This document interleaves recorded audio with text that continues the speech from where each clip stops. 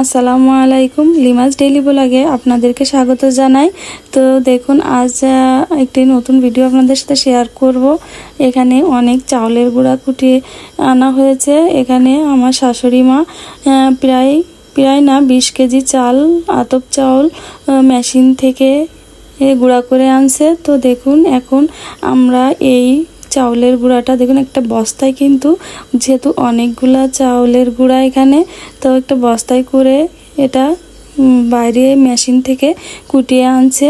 তো এই গুঁড়াগুলা এখন কিন্তু আমরা সারা বছর খাওয়ার জন্য এমনভাবে ডিপ ফ্রিজে সংরক্ষণ করে রাখি। আর শুধু আমরাই না, মেহমানদেরকেও দিয়ে থাকি। তো তার জন্য দেখুন, আমরা একটা জিপলক ব্যাগে সবগুলো গুঁড়া ঢুকিয়ে এখন ডিপ ফ্রিজে রেখে দিব। আর এমনভাবে কিন্তু সংরক্ষণ করলে আপনার গুঁড়াটাও কিন্তু নষ্ট হবে না এবং রোদে দেওয়ার ঝামেলাও থাকবে না।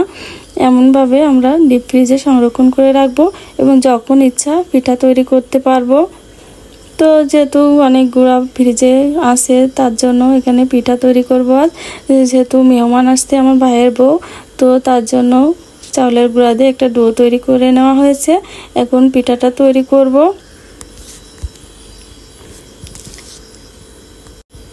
তো আজ কিন্তু পিঠা তৈরি হবে চষি পিঠা। তো আপনারা নিশ্চয়ই চিনেন এই পিঠাটা। তো আসলে এই পিঠাটা কিন্তু আমি কাটতে পারি না, এর জন্য আমার দুই আম্মা মিলে, মানে আমার শাশুড়ি মা আর আমার আম্মা মিলে, দুই বিয়ান মিলে এই পিঠাটা কেটে নিচ্ছে। তো দেখুন পিঠাটা কত সুন্দর হচ্ছে। তো দেখুন পিঠাগুলো কত চিকন চিকন হচ্ছে, অনেক সুন্দর কাটতে পারে আমার শাশুড়ি।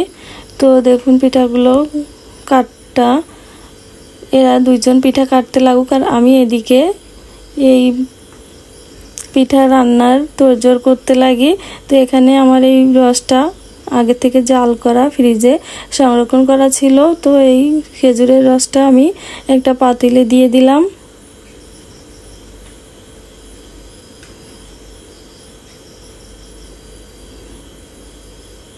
তো তার সঙ্গে আরও দিয়ে দিলাম 1 লিটার গরুর দুধ।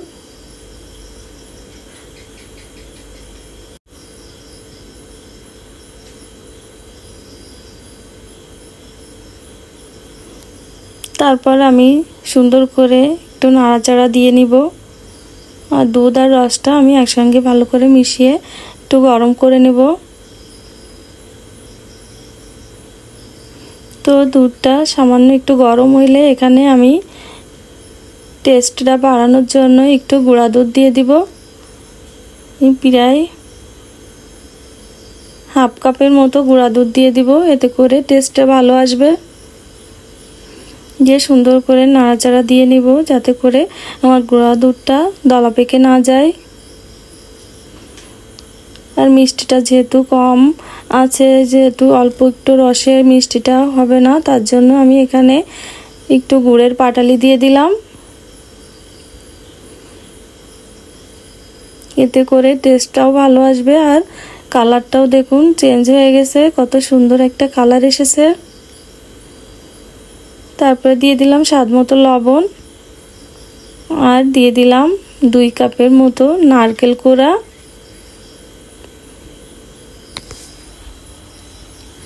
আর নারকেলটা বেশি দিলেই পিঠাটা খেতে বেশি মজা হয়। তো আমি এখানে বেশ 2 কাপের মতো নারকেল কোড়া দিয়ে দিলাম। দিয়ে আমি সুন্দর করে আবার নেড়ে দিব।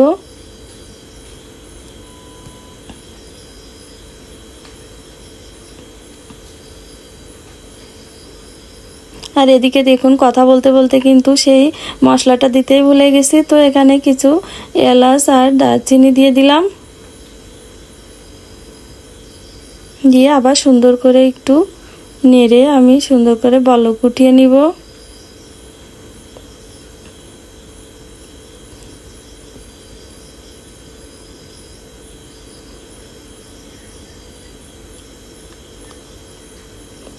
এবং আমি বেশ 4-5 মিনিট ধরে এই দুধটা জাল করে নেব।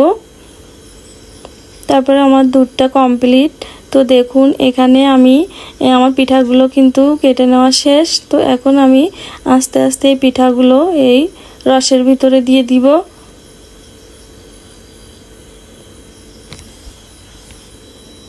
আমি একবারে পিঠাগুলো রসের ভিতরে দিয়ে দিলাম। এখন আমি সুন্দর করে একটু নাড়া দিয়ে দিব। এখানে আস্তে আস্তে নাড়াটা দিতে হবে, যেহেতু এটা কাঁচা আছে পিঠাটা এখনো। আর এই পিঠাটা কিন্তু 3-4 মিনিটের মতো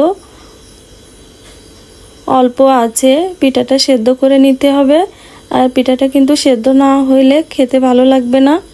তো দেখুন আমার পিঠাটা কিন্তু প্রায় সেদ্ধ হয়ে এসেছে আর একটু ঘন হয়ে গেছে। তো আর বেশি ঘন করা যাবে না, কারণ এই পিঠাটা ঠান্ডা হইলে আরও একটু ঘন হবে। তাই এমন পাতলাই এটা চুলা থেকে নামাতে হবে।